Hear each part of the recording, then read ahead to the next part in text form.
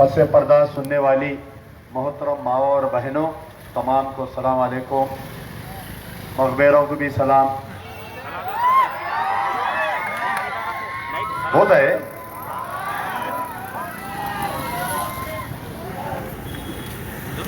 दूल्हे भाई का जलसा चल रहा तो आना पड़ता ना।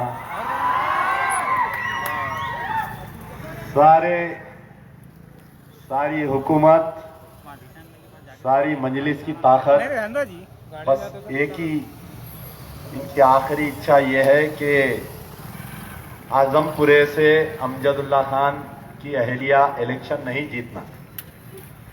कई साजिशें की जा रही हैं मेरे भाई। आज का जो परमिशन है यह 9:30 तक है। मैं और आधा घंटा आपके सामने बोलूंगा। बल्दिया इलेक्शन है, greater Hyderabad municipal corporation. Election के मायने ये होते हैं कि आपके बल्दी, बरखी, आबरासानी मसाइल को हल करवाना, वैसे उम्मीदवार को चुनना कि जो आपके मसाइल को हल करवा सकता है। लेकिन बड़ा अजीब हो गया है मसला। हैदराबाद का बल्दिया इलेक्शन जाके ऐसा दिख रहा कि कहीं हिंदुस्तान और पाकिस्तान की जंग चल रही है, कहीं हिंदू मुसलमान का झगड़ा चल रहा है। पहली मर्तबा ऐसा हो रहा है कि प्राइम मिनिस्टर भी आए हैं इस इलेक्शन में हिस्सा लेने के लिए। बड़े बड़े लीडर्स आ रहे हैं, इश्तियाल-अंगेज़ तकारीर की जा रही है मजहबों के खिलाफ में, और एक मंसूबाबंद तरीके से इस इलेक्शन को एमआईएम वर्सेस बीजेपी का रुख दे दिया जा रहा है।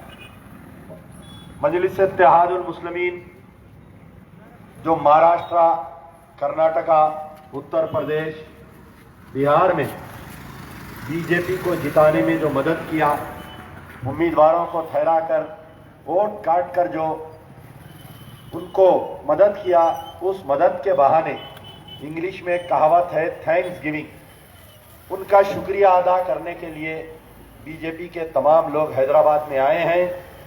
मुझे यकीन है कि पूरे 150 सीट में बीजेपी के 4 या 5 से बढ़कर सीट आने वाले नहीं हैं। वो भी किशन रेड्डी जहां के मेंबर ऑफ पार्लियामेंट है, उनकी बदौलत सिकंदराबाद में 2 या 3, एक ओल्ड सिटी में और एक ऐसे कहीं 4 या 5 सीट जीतने वाले हैं। ऐसा पूरा हंगामा बता दिया कि सारे लोग एक तरफ है और असदुद्दीन ओवैसी एक तरफ है। ऐसे पूरे सोशल मीडिया पे कार्टून्स आ रहे हैं। तो मैं ये वजाहत करना चाहता हूं कि ये बल्दिया का इलेक्शन है। कोई हैदराबाद से मेयर के लिए मोदी नहीं लड़ रहा है, मोदी के मुकाबले में असदुद्दीन ओवैसी नहीं लड़ रहे हैं, लेकिन पूरी एक मैच फिक्सिंग करते हुए और बीच में टीआरएस भी आ गई है। मैं थोड़ा माजी में जाते हुए फिर आगे बढ़ूंगा कि पहली मर्तबा मुझे 2002 में अल्लाह ने मौका दिया कि आपका कारपोरेटर बनूं। हालांकि 16-4 मेरे एरिया में नहीं आता था, 16-3, 17-8, 17-9 के इलाके से बहुत काम किया। इतना काम किया कि दुश्मन परेशान हो गए और वो सीट को रिजर्व कर दिए। मैं मायूस नहीं हुआ।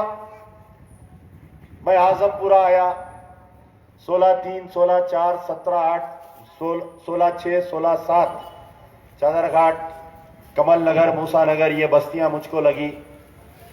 मैंने बहुत काम किए। आप तमाम लोग जानते हैं एहलियान महल्ला। आधी रात को आप याद करते मुझे, मैं आपके दरमियान आता तो फिर से दुश्मन परेशान हो गए।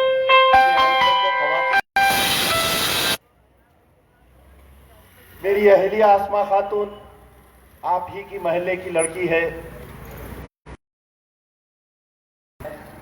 यही झटपट नगर के कई लोगों का। उसके बाद में हमको हार मिली। 1100 वोटों से हमने हारा आजमपुरा। अब मैं मुद्दे की बात करता हूं कि इलेक्शन हम 1100 वोटों से क्यों हारे। इसकी 2 वजूहात थी। एक हमारे पुलिस डिपार्टमेंट की मेहरबानी थी कि पूरे शहर में इलेक्शन हो रहा है लेकिन कहीं भी इतनी पुलिस नहीं डाला गया था। मेरे घर के सामने 4 पोलिंग बूथ बनते हैं। एक आईपीएस ऑफिसर डीसीपी को डाला गया, टास्क फोर्स को डाला गया। इब्राहिम फंक्शन हॉल पे एक 200 पुलिस वाले। चंचलगुड़े के पोलिंग बूथ्स ऐसे महसूस हो रहे थे कि मानो यानी कश्मीर का border security border check post है, सामने कोई दुश्मन हमला करने वाला है और ये लोग जो है उसकी हिफाजत कर रहे हैं। एमबीटी ऑफिस के सामने रहमतिया स्कूल को अगर कोई पोलिंग बूथ पर वोट डालने के लिए जा रहे हैं तो एमबीटी ऑफिस के पास कांटियां डाल दिए गए। कम्युनिटी हॉल में अगर कोई वोट डालने की कोशिश कर रहे हैं तो कितनी की दूर से कांटियां डाल रहे थे। साजिशें किए पुलिस, फिर ऊपर से कोई खवातीन वोट डालने के लिए आ रही तो पुलिस वाले आइडेंटिटी कार्ड चेक कर रहे थे। हालांकि तेलंगाना स्टेट इलेक्शन कमीशन के पुलिस वाले औरतों को रोककर, मर्द पुलिस वाले खवातीन को रोककर आइडेंटिटी कार्ड्स चेक कर रहे थे। लेकिन काबिल मुबारकबाद है मेरे महल्ले के महल्ले के नौजवान बुजुर्ग उसके बच कर सके। पार्लियामेंट इलेक्शन में नहीं हुई, असेंबली इलेक्शन में नहीं हुई, 35% हुई, लेकिन इतनी पुलिस डालने के बावजूद बल्दिया इलेक्शन में हम 60% पोलिंग टच कर सके। सारी साजिशें कर लिए। हर थोड़ी देर को हमारे महमूद अली साहब का टेलीफोन आ रहा था। उस वक्त के डीसीपी सत्यनारायण ये कह रहे थे कि चंचलगुड़े में पोलिंग हो रही है, चंचलगुड़े में पोलिंग हो रही है। अगर हमारे महमूद अली साहब को थोड़ी सी भी शर्म रहती तो ये हरकत नहीं करते। उनके लड़के आजम हर 10 मिनट को मोटरसाइकिल पे फिर रहे थे चंचलगुड़े की गलियों में। कम्युनिटी हॉल का नहीं रुक रही, पब्लिक को देख के फोन कर रही और पुलिस को भिजा रहे। हर थोड़ी देर को मजलिस के लोग डीसीपी को, कमिश्नर को फोन कर रहे, 4 गाड़ी पुलिस भिजा रही। तो आखिर ये क्या वजह है, ये मुझे समझ में नहीं आया कि चंचलगुड़े में इतनी पुलिस डाल दिए थे। उनका मकसद क्या था कि चंचलगुड़े की पोलिंग परसेंटेज को गिरा देना। मौका दिया था, इनको भी मौका दिया 5 साल के लिए। मैं चैलेंज करने के मौकूफ में हूं कि 16/3, 16/4 क्या कभी कोई खैर का काम किया? हालिया कोविड-19 लॉकडाउन आया, क्या बतलाइए? कभी उनका दवा एशिया का सबसे बड़ा जा रहा था। एक औरत मुझे मिली झटपट नगर की, कहने लगी कि एक सदके का कौवा झटपट नगर पे फिर रहा, रोज यहाँ नहीं रहता, कहीं छोनी गुलाम मुर्तुजा में रहता, रोजाना आता है यहाँ पर। वो कम्युनिटी हॉल का अंदर एक कम्युनिटी हॉल बनाया मैं खवातीन का टेलरिंग सेंटर डालने के लिए। वो कम्युनिटी हॉल भी वो कौवा किराए को दे के पैसे खा रहा हूं। इन्हें हमारे महल्ले के कोई लोग एतराज क्यों नहीं करे, मुझे हैरत हुई। वो खवातीन कल सुनाई मुझे। अब उसके बाद में ये कह रहा है कि फलानी नाले की दीवार जो है बलाला साहब उठाए, इसलिए ये झोपड़ियों में यहां पर पानी नहीं आया। वो दीवार की स्टोरी ये है कि 2004 में जब बारिश आई थी, चंद्रबाबू नायडू के पीरियड में हैदराबाद डूब गया था, तो किर्लोस्कर कमेटी की एक रिपोर्ट बैठी थी कि नालों को वाइडनिंग करना चाहिए। हैदराबाद सिकंदराबाद के तमाम नालों को वाइडनिंग किया गया, उसकी वजह से वो दीवार उठाई गई। खैर उसके बावजूद भी पानी आया। जैसा ही मुझे इत्तला मिली, रात को 1:30 बजे या 2 बजे राबियापा की कोई लड़की वगैरह मुझे फोन करी। मैं 2 बजे आया, यहां से वो लोगों को शिफ्ट किए। दूसरे दिन हम, आज लोग बोल रहे हैं केसीआर पैसे बांट रहा, केसीआर पैसे बांट रहा। आप बताइए कि सबसे पहले ये लॉकडाउन में या कोरोना वायरस में अगर कोई पैसे बांटा तो उसका नाम था अमजदुल्ला खान। मैं बोला कि ये चावल, ये घी शक्कर तेल की जरूरत नहीं है। हर घर पर जाकर 2000-3000 रुपए सबसे पहले बांटने वाले का नाम अमजदुल्ला खान। मैं कोई अपनी तारीफ नहीं कर रहा हूं, मैं कोई अपनी बड़ाई नहीं कर रहा हूं, लेकिन जहां पर सियासत आती है तो बोलना पड़ता है। अब ये बताइए कि कुछ लोगों को पैसे मिले 10-10 हजार रुपए केसीआर के, डीआरएस गवर्नमेंट जो ऐलान करी थी, सारे एरियो में जाकर आप देखिए तो ये पैसे, आप तलाबकट्टा जाइए, भवानी नगर जाइए, आप कौन से भी इलाके में जाइए तो लोग बोलेंगे हमको पैसे नहीं मिले, लेकिन चंचलगुड़े के कुछ लोगों को पैसे मिले। अरे वो जो पैसे मिले ना, वो सिर्फ मेरे डर से बांटे ये लोग लाके। उनको डर था कि बल्लिया इलेक्शन आ रहा है, अरे कुछ तो करना, कुछ तो मुंह लेके चंचलगुड़े में जाना वोट लेने के लिए। तो याद रखो, तहरीक का उम्मीदवार चंचलगुड़े में जीतेगा तो ये एक दिन नहीं, रोज पैसे बटिए। गांधी भवन इधर आ जाएगा, दारू सलाम इधर आ जाएगा, टीआरएस भवन इधर आ जाएगा, सारे जमात मिलके जो है, अब ये एक बार नहीं 5 साल उनको स्ट्रगल करना पड़ेगा, 5 साल तक उनको तकलीफ रहेंगी।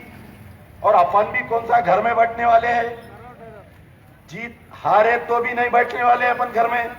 लास्ट टाइम सीट रिजर्व कर दिए, फिर दूसरे वक्त सीट रिजर्व कर दिए, तीसरे वक्त हरा दिए, दूसरे दिन सुबह में निकलकर काम शुरू किया। मैं दूसरे दिन सुबह में, रात में रिजल्ट निकला, सुबह 8 बजे से रोड पे था मैं।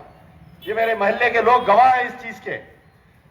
मैं निकल के काम किया और 5 साल से मुसलसल काम कर रहा हूं। अब मुझे कोई ओहदे की जरूरत नहीं है। अमजदुल्ला खान एक ब्रांड है, ब्रांड। मैं अक्सर ये बात कहता हूं हमारे मोहल्ले के बच्चों को, कभी आते मोहल्ले के बच्चे आके बोलते फलाना ट्रैफिक वाला, फलाना ठोला हमारी गाड़ी पकड़ लिया, भाई आप फोन करो। मैं बोलता हूं मैं फोन वोन नहीं, तुम उसके कान में सिर्फ अमजदुल्ला खान नाम बोलो, अगर गाड़ी नहीं दे दिया तो जब बोलो आप। 5 मिनट में फोन आता, भाई गाड़ी दे दिया उन्हें, वेरी गुड, आ जाओ बोलता हूं मैं। आज से कुछ दिन पहले अंजुमन के कुछ बच्चे ट्रिपल राइडिंग कर रहे थे, काचीगुड़े पे एक सब इंस्पेक्टर ट्रैफिक बच्चों को गिरफ्तार कर लिए, गाड़ी पकड़ लिए, बोले नहीं वो कोर्ट से छुड़ाना पड़ता। वो बच्चे मुझे फोन किए, मैं बोला कि आप बोलो कि हम चंचलगुड़े के हैं, अगर आप गाड़ी नहीं छोड़ेंगे तो अमजदुल्ला खान 10 मिनट में ही आने वाले हैं। परेशान हो गया एसआई, अरे नको रे भाई, फिर बड़ा झगड़ा होता ये, फिर आता उन्हें धरना बढ़ जाता, फिर एक फाइल खुलती, फिर कोर्ट को जाता मैटर, होम मिनिस्टर, सीएम, जाओ बाबा गाड़ी ले लेके जाओ। अब आप सुन के हैरत करो कि ये जो चालान उन्हें लिखा था 900 रुपए का, बखुदा अल्लाह को हाजिर और नाजिर जानकर कह रहा हूं, कोई मजाक नहीं कह रहा हूं, ये चालान भी वो सब इंस्पेक्टर अपने जेब से भर लिया।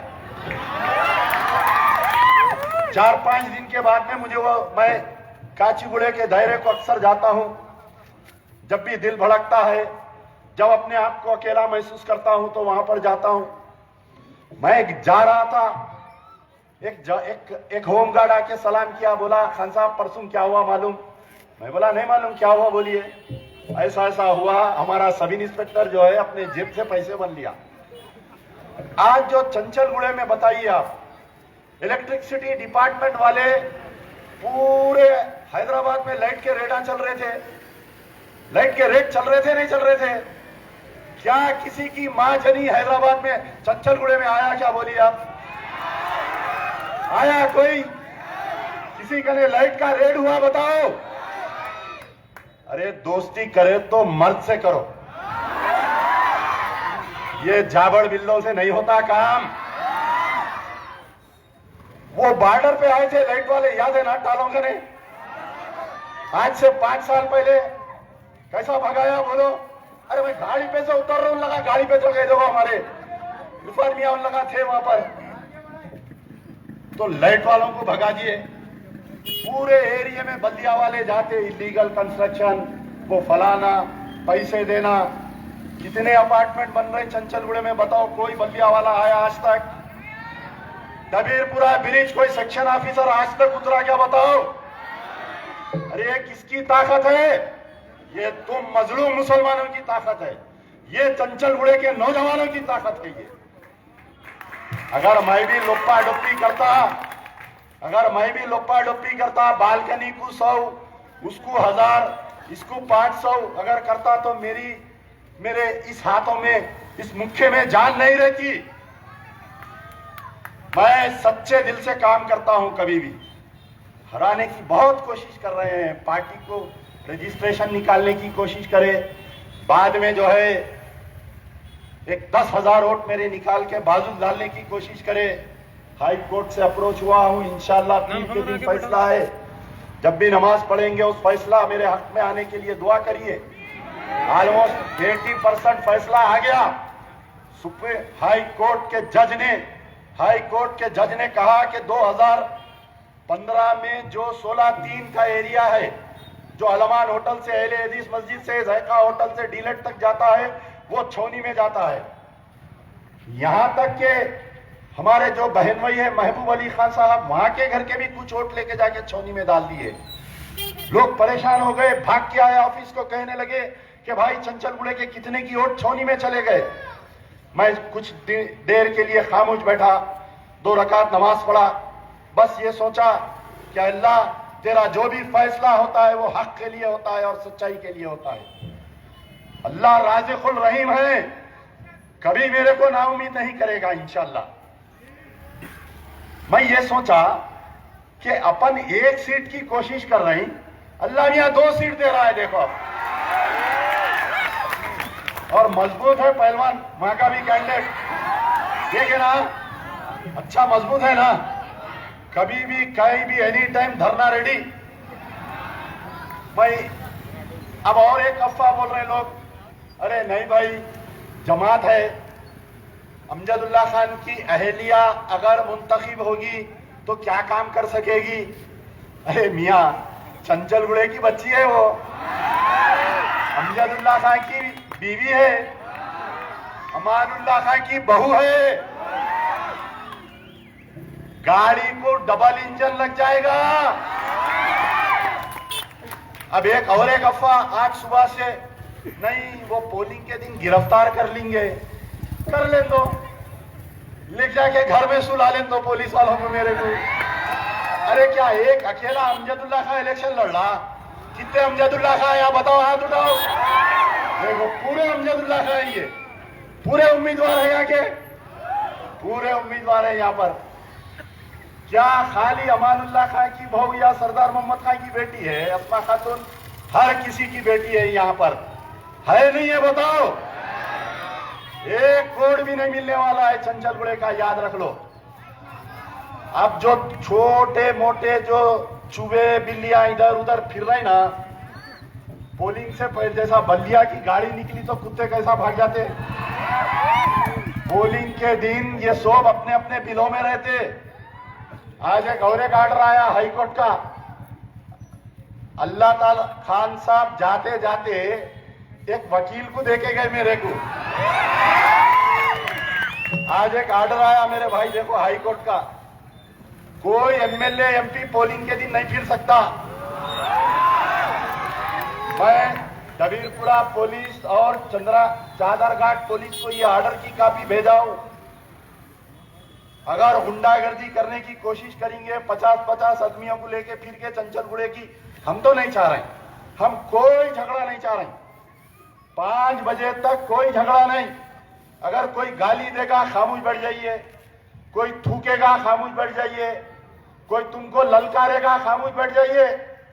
5 के बाद में 6 भी बजते, 7 भी बजते, 8 भी बजते, 1 के बाद में 2 तारीख भी आती, 3 तारीख भी आती।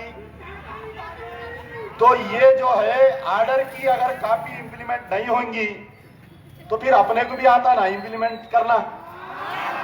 जहां पर हुकूमत फेल होती वहां अमजदुल्ला का काम चालू करता। अब रही बात, टीआरएस वाले भी आ रहे हैं, वोट मांगने के लिए आ रहे हैं। टीआरएस वाले साजिश करे, महमूद अली साहब मजलिस इत्तेहादुल मुस्लिमीन के साथ साजिश करके मुझको हराए तहरीक को। चिच्चा वो दिन भूल गए, तेलंगाना एजिटेशन चलता था, चिच्चा दफ्तर पर आकर घंटों बैठते थे तहरीक के दफ्तर पर, हमसे राय लेते थे कि तेलंगाना एजिटेशन में क्या करना चाहिए। आज औकात भूल गए चिच्चा औकात भूल गए अपनी। अरे तुम्हारी गाड़ी पे लाइट लग गई, टूटू पुपू आ गई तो तुम समझे ये कयामत तक है। हाँ, ये कयामत तक है समझे। अरे 5 साल डिप्यूटी चीफ मिनिस्टर रहे, 2 साल से होम मिनिस्टर है। वो जो टीआरएस की ऑफिस डाल के दीवाना बच्चा बैठा हुआ है, अरे अगर चाहते तो तेरे को कोई सरकारी नौकरी दिला सकते थे चिचा। बदलाव पूरे आजमपुरा डिवीजन में, पूरे आजमपुरा डिवीजन में मैं चैलेंज करने के मौके पे हूं। क्या किसी को डबल बेडरूम फ्लैट मिला? क्या किसी को नौकरी मिली? अरे मामूली सी एक होमगार्ड की नौकरी नहीं दिला सके। अरे होमगार्ड की नौकरी दिलाना बहुत आसान बात है मेरे भाई। जाके कमांडेंट को एक फोन करे तो कोई भी मोहल्ले के पढ़े लिखे बच्चे को नौकरी मिलती। अगर बतलाओ एक 4 दिन के वास्ते मेरे को अगर होम मिनिस्टर बना दिए, पूरे चंचलगुड़े के नौजवान भर्ती हो जाते पुलिस में। मतलब लालू प्रसाद यादव रेलवे मिनिस्टर बना था, सुनिए आप, लालू प्रसाद यादव जब रेलवे मिनिस्टर बना था तो उसकी कॉन्स्टिट्यूंसी के 3,500 आदमी को रेलवे में जॉब दे दिया एक ही दिन में। तो काम करने वाला ऐसा होता, काम करने वाला ऐसा नहीं, डैमेज इन नेचर। इसको कैसा रोकना? इन्हें जो है हमारे केसीआर की 1-2 बकलमाइशी कर दे रहा इन्हें। अब आप बताइए पूरे तेलंगाने में कौन है आज बोलने वाला? कौन है बताइए आप? ये असदुद्दीन, ये अकबरुद्दीन, ये दोनों जने तेलंगाना की मुखालिफत करे नहीं करे। आखिरी प्रणब मुखर्जी की रिपोर्ट पेश हो रही है, केक कट रहा है तेलंगाना का, तेलंगाना की मुखालिफत करे। अचानक से तेलंगाना अलग हो गया, टीआरएस की हुकूमत आ गई, चीफ मिनिस्टर केसीआर बन गए, 2 दस्तरखान के बिलावड़ मौजूद हो गए, फौरी चले गए, सर अपन दोनों मिलके काम करेंगे। प्रेस वाले पूछे कि भाई आप तेलंगाना की मुखालिफत करें, तो बोले नहीं, हम मुसलमानों के डेवलपमेंट के लिए टीआरएस का साथ दे रहे हैं हुकूमत में। ठीक है, अब मैं आपको सवाल करता हूं कि क्या डेवलपमेंट करें भाई आप? 7 साल से आप साथ है टीआरएस के, आज 8वां साल रनिंग है। आलेर एनकाउंटर हुआ, 5 मुस्लिम बच्चे, ये असदुद्दीन ओवैसी के, इनके भाई के इलाके जो अकबरुद्दीन के इलाके के 3 बच्चे, 2 बच्चे मलकपेट। अहमद बलाला, तुम 12 इस नई रोड की तकरीर में कह रहे थे कि जब से मलकपेट पे मजलिस का नुमाइंदा आया है पुलिस का जुल्म बंद हो गया है। ये 2 जो एनकाउंटर हुए, ये बच्चे तुम्हारे मलकपेट के थे या नहीं थे? ये 3 बच्चे जो एनकाउंटर हुआ वो चंद्रायन गुट्टे के थे नहीं थे? अरे हिंदुस्तान में कहीं ऐसा वाकया पेश आया क्या? बोलिए। अदालत में है मेरे बच्चे, मेरे मासूम भाई मुसलमान कलमा को भाई अदालत में है, हाथ में हथकड़ी है, आलेर के करीब लाकर उनको एनकाउंटर कर दिया गया। 5 साल तक कौन लड़े बताओ? नेशनल ह्यूमन राइट्स कमीशन में, नेशनल ह्यूमन राइट्स कमीशन में ये Amjadullah Khan national human rights commission में लड़कर फैसला आया कि वो एनकाउंटर फेक था और हर मजलूम को, अफराद खानदान को 5 लाख रुपए देना। बतलाओ क्या कभी असदुद्दीन या अकबरुद्दीन एक मर्तबा उनके घर पे गए? क्या उनके नमाज़े जनाजा में गए? अरे अगर घर में कोई जानवर पालते हैं, एक्सीडेंट में कोई कुत्ता मर जाता है तो हमको अफसोस होता है। 5 बच्चों को ले जाकर एनकाउंटर कर दिया और आज की तारीख तक उनकी माएं, उनकी बहनें इंसाफ के लिए उम्मीद लगाए बैठे हैं। आज तक इंसाफ नहीं मिला मेरे भाई। किशनबाग पुलिस फायरिंग हुई, किशनबाग में मामूली सी झगड़ा हुआ सरदारजियों का और कोई झंडे को जला दिए, हालांकि उसमें मुसलमानों का कोई इन्वॉल्वमेंट नहीं था। सरदारजिया निकले, 40 मकानों को तबाह ताराज कर दिए, जला दिए। जब मुसलमान निकले एहतजाज करने के लिए तो पुलिस उनके सिरों पे गोलियां मार दी, 4 मासूम लोग मर गए। एक खवातीन दरवाजे में खड़ी हुई थी, उन्हें मर गई। एक मस्जिद के पेशिमा मर गए, एक मासूम बच्चा मर गया और एक बंडी ढकल रहा था, 4 लोग मर गए मेरे भाई। आज की तारीख तक स्पेशल इन्वेस्टिगेशन टीम की रिपोर्ट ऐवान असेंबली में टेबल नहीं हुई। क्या इंसाफ दिलाते बोलिए? ये जंखों की फौज है, ये अली बाबा 40 चोर, 7 एमएलए, 1 एमपी, 40 कारपोरेटर। क्या इंसाफ दिलाए बताइए किशनबाग के राइट्स के ऊपर जिनको मारा गया था। उसके बाद का और एक वाकया, मुस्तफाउद्दीन, एक मासूम एक बच्चा है गोलकुंडा किला मेहदीपट्टनम में रहने वाला, वो आर्मी के एरिया में पीपल का पत्ता तोड़ने के लिए जाता है मेरे भाई। दो शराबी फौजी उसके साथ बदफेली करते हैं और उसको जिंदा जला दिया जाता है। मरने से पहले वो मुस्तफाउद्दीन डाइंग डिक्लेरेशन देता है। एक जज उस्मानिया हॉस्पिटल में आकर डाइंग डिक्लेरेशन लेता है। आज की तारीख तक वो दो फौजियों को गिरफ्तार नहीं किया गया। वो कंपनसेशन जो 15 लाख रुपए और नौकरी का वादा और घर का वादा किया गया था वो नहीं दिया गया। मक्का मस्जिद बम धमाके के खातिर बाइज्जत बरी हो गए। असदुद्दीन और केसीआर दोनों दोस्त है। मेरी मुकद्दस मस्जिद जहां पर बम धमाका आरएसएस और बीजेपी के लोगों ने बम धमाका किया, खातिर बाइज्जत बरी हो गए। वटोली में एक ही अफराद खानदान के 6 लोगों को जिंदा जला दिया गया। आज वो खातिर बाइज्जत बरी हो गए। 12% रिजर्वेशन का वादा किया। जो टीआरएस का झंडा लेकर तुम्हारे दरमियान में आ रहे हैं उनसे सवाल करो कि 12% रिजर्वेशन का मसला क्या हुआ, वह कमिश्नरेट का मसला क्या हुआ। ये केसीआर ने वादा किया था कि वक्फ बोर्ड के तमाम जायदादों के तहफ्फुज के लिए मैं वक्फ कमिश्नरेट लाऊंगा। आज की तारीख तक वक्फ कमिश्नरेट नहीं आया। ये तमाम वाकयात थे मेरे भाई। 2018 का असेंबली इलेक्शन आया, ये बिरयानी उलमा आ गए, मुस्लिम यूनाइटेड फ्रंट आ गए, फिर से टीआरएस की तायीद की। बारहा पुकार कर कह रहा हूं कि देखिए ये टीआरएस बहुत नाइंसाफी कर रही है, बजट में नाइंसाफी कर रही है, पुलिस का जुल्म हो रहा है, न जाने हमारे वक्त की जायदादों को तबाह किया जा रहा है। लेकिन ऐसा नहीं हुआ। 2018 में दोबारा फिर उनकी टीआरएस की तायीद की गई, हिम्मत बढ़ गई। केसीआर को मालूम हो गया मुस्लिम लीडरों की औकात क्या है, इनको किसी जमीन दे दो, इनको कुछ रकम दे दो और इनसे तायीद ले लो। मेरे भाई, एक मस्जिद जहां पर 110 साल की मस्जिद हय्यालत सला हय्यालत फला की गूंजती रही, लोग नमाज पढ़ते रहे। मेरे मोहल्ले के भी कई लोग वो अंबरपेट के मेले को जाते थे तो वहां पर वो मस्जिद को देखते थे। लेकिन रोड वाइडनिंग के नाम पर मैं कोई गुजरात का वाकया नहीं सुना रहा हूं, कहीं कर्नाटक का या कोई राजस्थान जहां पर बीजेपी की हुकूमत है वो वाकया नहीं सुना रहा हूं, बल्कि मैं वो वाकया सुना रहा हूं जहां पर तेलंगाना में एक सेकुलर चीफ मिनिस्टर केसीआर जो टीआरएस का जो एआईएमआईएम का दोस्त है और असदुद्दीन ओवैसी की पार्टी उसके साथ है, रोड वाइडनिंग की गई, मेरी मस्जिद को शहीद कर दिया गया। दिन दिवाले मेरी मस्जिद को शहीद कर दिया गया। क्या बतलाओ वो मस्जिद शहीद हो क्या 22 महीने होने को आ रहा है। क्या कभी असदुद्दीन ओवैसी कोई पार्लियामेंट में एक खाना मस्जिद के बारे में तकरीर करते हुए आप लोगों ने सुना?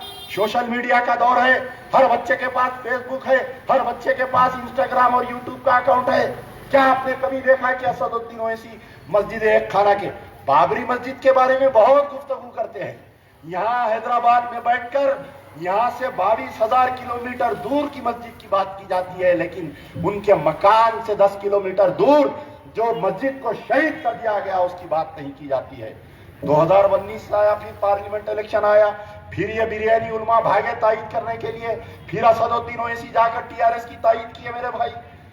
उसकी हिम्मत बढ़ गई, टीआरएस फिर से पार्लियामेंट में लीड ली, असेंबली में लीड ली। उसके बाद नारायणपेट में एक आशुखाने को शहीद कर दिया गया, ये रोड वाइडनिंग के नाम पर। फिर उसके बाद इसकी हिम्मत बढ़ गई, एक कुत्तागुड़म फॉरेस्ट एरिया में जंगल में एक मस्जिद थी, वहां पर जहां पर लोग नमाज पढ़ते थे, उस मस्जिद को शहीद कर दिया गया।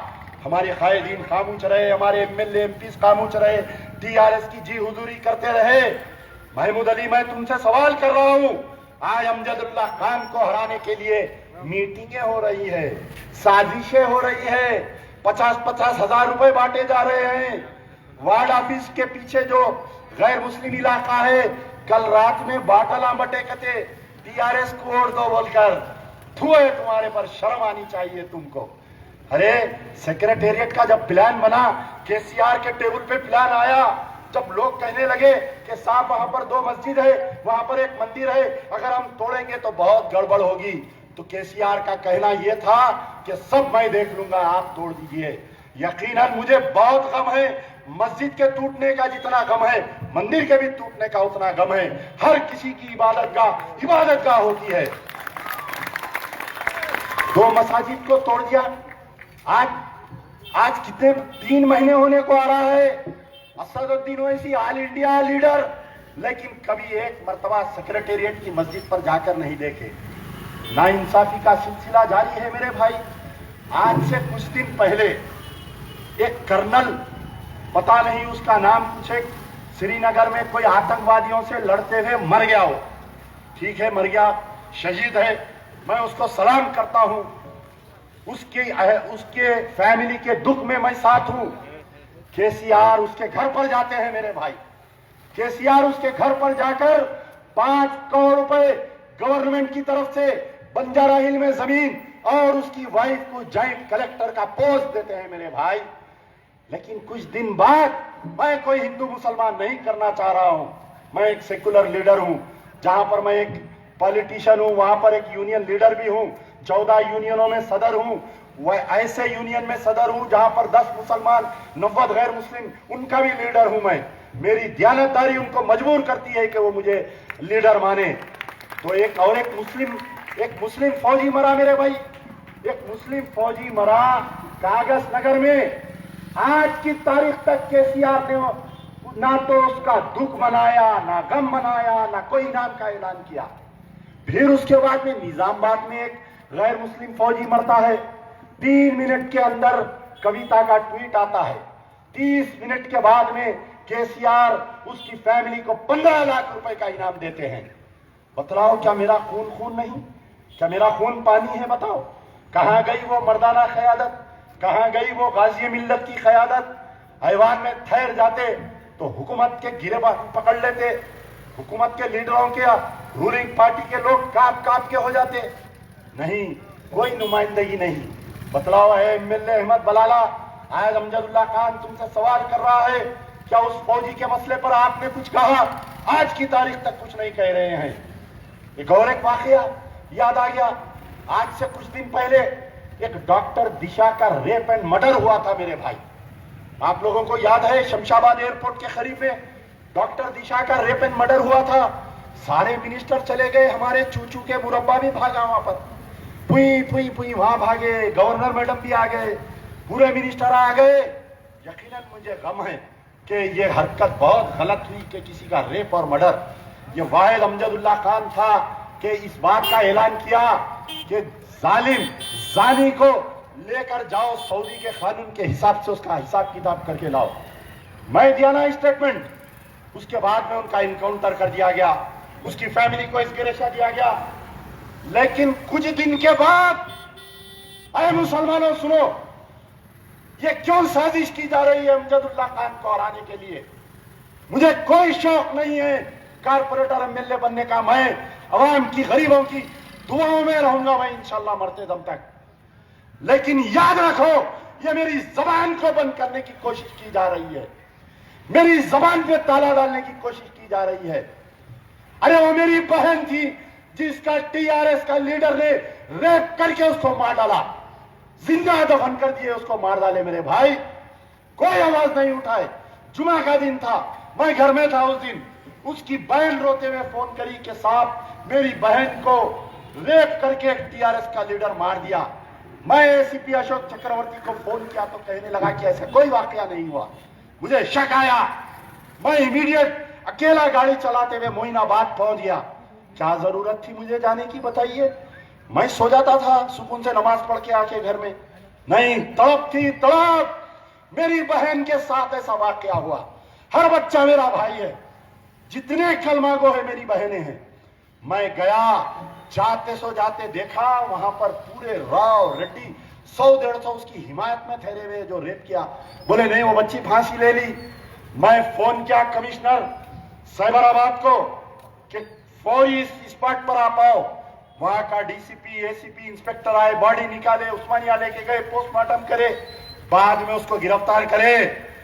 आज की तारीख तक उसकी बेल नहीं होने दे रहा हूं। रोजाना एसीपी से पूछता हूं, पीडी एक्ट चलाया हूं, उसको फांसी की सजा दिलाए जब तक खामोश नहीं बैठूंगा मैं। अरे ये जो मुखालिफत की जा रही है ना, ये मेरे हाथ बांधने की कोशिश की जा रही है। सोचो, अगर मैं कारपोरेटर या एमएलए या एमपी रहता, बैंड बाजा बजा देता जाके चीफ मिनिस्टर का। एक ही सवाल करता, वो कछुए की नाक से एक ही सवाल करता कि अगर तेरी बेटी होती, उसका कोई टीआरएस का लीडर रेप करता तो तू क्या करता, बतलाओ। लेकिन ऐसा नहीं हुआ, कोई नहीं आए। डॉक्टर दिशा के पास सब गए, हर कोई गया, लेकिन मेरी मासूम बहन 19 साला जिसके साथ रेप किया गया, जिसको फांसी पर लटकाया गया, कोई नहीं आए। मुकामी एमएलए टीआरएस का चिवड़ले का नहीं आया। वहां पर एक खातून मिनिस्टर रहती है, उसके घर से 10 कदम दूर सविता इंदिरा रेड्डी नहीं आई। वहां का member of parliament Chevella doctor Ranjit Reddy, जिसको असदुद्दीन ओवैसी ने तायद करके मुसलमानों के वोट दिलाए, वो नहीं आए। ठीक है, नहीं आए, जलील है, कमीने हैं, नहीं आए, हमारे वोट लेकर हमको भूल गए। मोहतरम सदर, तुम भी नहीं आए, आज की तारीख तक नहीं आए। असदुद्दीन ओवैसी की लड़की की शादी हो रही थी उस दिन। अगर खुदा ना खास्ता मेरी लड़की की शादी होती, अगर कोई वाकया होता, मैं वो शादी छोड़कर इसके गम में आ जाता। मेरे भाई, ये जज्बा है, मेरे जज्बे को रोकने की कोशिश कर रहे हैं। मुझे कुछ नहीं चाहिए, ना मुझे आपका पैसा चाहिए, ना आपकी दौलत चाहिए। बस मैं आपको अपने पैरों पे ठहरना सिखा रहा हूं। मैं आपको अपना हक के लिए हुकूमत का गिरेबान पकड़ना सिखा रहा हूं। मैं हर नौजवान को अमजदुल्ला खान देखना चाहता हूं। मैं हर बुजुर्ग को मेरा भाई समझकर उसको कल के दिन वो पुलिस स्टेशन जाए तो उसके साथ नाइंसाफी होना, मैं ये सिखाना चाहता हूं। आज की तारीख तक उस बच्ची के घर पे कोई नहीं गए, कोई नहीं गए, ना अकबरुद्दीन, ना असदुद्दीन, ना अहमद बलाला, ना कोई नहीं गए मेरे भाई। खाली वो बेचारे को ड्राइवर को भेज दिए, उन्हें आके नारे मारा, वीडियो बनाया, चले गया। तो मैं ये बतलाना चाह रहा हूं कि इस कदर नाइंसाफी हो रही है, ये 1500 की चक्कर में मत जाओ। तहरीक को ताकत दो, तहरीक को ताकत दो, फिर देखो क्या होता है आप लोगों को। ऐसा नहीं हो रहा है। 3 मस्जिदा शहीद हो गए, बच्चियों का रेप हो जा रहा, बच्चियों का कत्लेआम हो जा रहा। अरे हालिया कोरोना वायरस आया ना मेरे भाई, आप बतलाओ, हुकूमत जो है एक खाली गांधी हॉस्पिटल खुला रखी थी। एक गांधी हॉस्पिटल में क्या पूरे तेलंगाना के लोगों का इलाज होता है? क्या बताओ, क्या पूरे तेलंगाना के लोग एक गांधी हॉस्पिटल में जाते? कोई एमएलए, कोई एमपी जाके चीफ मिनिस्टर से मिलके ये नहीं बोला कि अरे भाई, एक गांधी हॉस्पिटल में इतने सैकड़ों मरीजों का इलाज कैसा करेंगे? हुकूमत, चीफ मिनिस्टर तो बैगन को बोल दिए, छोड़ दिए। सिलेंडर को तरसे लोग। क्या ये बात हकीकत नहीं है? क्या असदुद्दीन ओवैसी झटपट नगर में एक सिलेंडर भेजे? बताओ। मेरे चंचलगुड़े के बच्चे काबिले मुबारकबाद है जो सिलेंडर सप्लाई करे। चंचलगुड़े से सिलेंडर किशनबाग गया, चंचलगुड़े से सिलेंडर बाबा नगर गया, चंचलगुड़े से सिलेंडर पहाड़ी शरीफ गया। अरे बच्चे मिलके काम करे, भूल गए। हाय, जब प्राइवेट हॉस्पिटलों की कैसी लूट हो रही थी मालूम आप लोगों को? अरे जो जाता एडमिट होता 15 लाख, जो जाता एडमिट होता 20 लाख। अरे किसके पास है 15 लाख, किसके पास है 20 लाख? बताओ। बर्दाश्त करा, एक दिन बर्दाश्त नहीं हुआ। मैं बोला नहीं, अब अपनी पठानी पे आना पड़ता, अब इनको सिखाना पड़ता। अब ये हुकूमत के एजेंट है, ये यशोदा हॉस्पिटल, फलाना हॉस्पिटल, अपोलो हॉस्पिटल, सबको सबक सिखाया मेरे भाई। लाके हाई कोर्ट में रिट दलाया और ऐसे खतरनाक आदमी को पिटिशनर बनाया। एक सीपीएम के एक बड़े हजरत है, आखिरी कामरेड, एक सीपीआई का कामरेड और हम 3 मिलके जाके पिटिशन डाले। हाई कोर्ट जब बुला के हुकूमत को दी डंडे पे, बोली कि अगर कोई प्राइवेट हॉस्पिटल में, जो एक जियो आया था याद है ना आप लोगों को हुकूमत की तरफ से, कि इतने में ही कोरोना पेशेंट का इलाज करना, सिर्फ खाली 7,000 में इलाज करना, वो जियो को इंप्लीमेंट कराने वाले का नाम अमजदुल्ला खान है। आज लोग बोल रहे हैं भाई आपके खिलाफ में इतनी साजिश कहीं को हो रही, आपके खिलाफ में इतनी साजिशें क्यों हो रही है? तो ये वाकयात है पूरे जो साजिश हो रही है, जो बदमाशी हो रही है, जो पैसे बांटे जा रहे हैं, हल्के में पैसे बांट रहे। कल रात से तो ये हालत है कि एमएलए साहब की गाड़ी कोई पुलिस चेक नहीं कर रही, उनके लिए कोई कानून नहीं, उनके लिए कोई कानून नहीं। उन्होंने दामाद है शायद हुकूमत के, इसलिए कानून नहीं उनके लिए। और बड़ी बात मेरे को हंसी आई, एक एमएलए साहब, हमारे तोतले एमएलए साहब बोले कि मैं जो है 2 महीने में हुकूमत गिरा देता हूं। दूसरे दिन बेचारे गिर गए। अब क्या हुआ दूसरे दिन गिरने के बाद? अरे मैं सवाल कर रहा हूं, मुमताज अहमद खान मजलिस इत्तेहादुल मुस्लिमीन के सीनियर मोस्ट एमएलए से अगर तुम में उतनी ताकत है कि तुम 2 महीने में तुम्हारे सदर अगर हुकूमत गिरा सकते हैं, तो फिर 3 महीने में मस्जिदा क्यों नहीं बनाई मेरे भाई? 3 महीने में मस्जिदा बन जाना था ना। कल अकबरुद्दीन ओवैसी बोल रहे हैं कि पीवी नरसिम्हा राव के खिलाफ में बोल रहे। अरे पीवी नरसिम्हा राव वो दरिंदा, आज केसीआर उसकी जयंती मना रहा है। हर पिलर पे फोटो, हर कैलेंडर पे फोटो, हर जगह फोटो। मेरे भाई आप बताओ पीवी नरसिम्हा राव का तेलंगाना के लिए क्या है?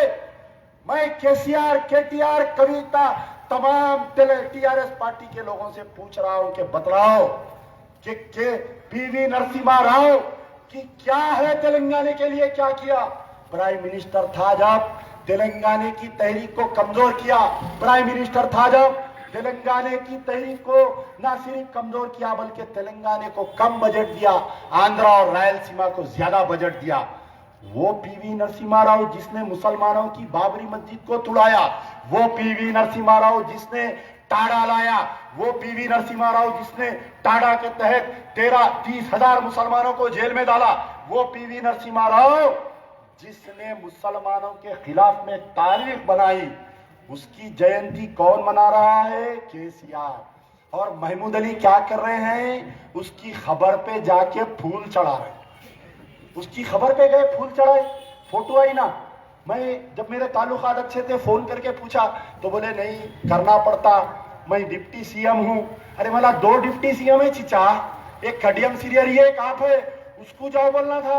ये जलील की खबर पे जाके तुम कहीं को फूल चढ़ा के आए पूछा? मैं कभी बाबा की खबर पे चढ़ाए क्या पूछा फूल? हाँ तो मेरे भाई सारी ताकतें मेरे खिलाफ है, सारी ताकतें। पुलिस, बल्दिया की मिशनरी, इधर के वोट उधर कर दे रहे, उधर के वोट इधर कर दे रहे, लेकिन मेरा अल्लाह मेरे साथ है, मेरा रसूल मेरे साथ है, मेरी आवाम मेरे साथ है, मेरे नौजवान मेरे साथ है। बहुत बोल रहे हैं कि भाई झटपट नगर के इतने औरतें आ गए, झटपट नगर के उतने औरतें आ गए। एक वीडियो आया मेरे पास, एमएलए साहब जो है झटपट नगर की एक खवातीन से बात कर रहे हैं। ये बोल रही कि मैं 200, तुम 200 और दलाओ, मैं तुम्हारे को 50,000 रुपए देता हूं। हमारे औरता भी बहुत शाने हैं, माल ले लो। हाँ बार बार नहीं बढ़ता, जब लगी फटने तो खैरात लगी बटने। ले लो पैसे, मैं इजाजत दे रहा हूं, जाओ जाके एमआईएम की ऑफिस पे पैसे लेके आओ। पूरे बच्चे बोलो हम 100 वोट दलाते, कोई बोलो 50 वोट दलाते, फिर ऐसा लंबा बैठ गुजार दो अंदर। क्या निशान है बोलो? इनकलाब का निशान, इनकलाब का निशान, जिंदा दिल नौजवानों का निशान, बैट के निशान पर। अब ये 1 मिनट और लूंगा। अब का जो इलेक्शन हो रहा है, अब तो गाड़ी में बैठ रख के भी फिर सकते अपन, पुलिस चेक करी तो बोल सकते हमारा सिंबल है, किसी का गोला दिखा तो बजा भी सकते। अब यह है कि जो इलेक्शन हो रहा है ये बैलेट पे हो रहा है। पिछले 20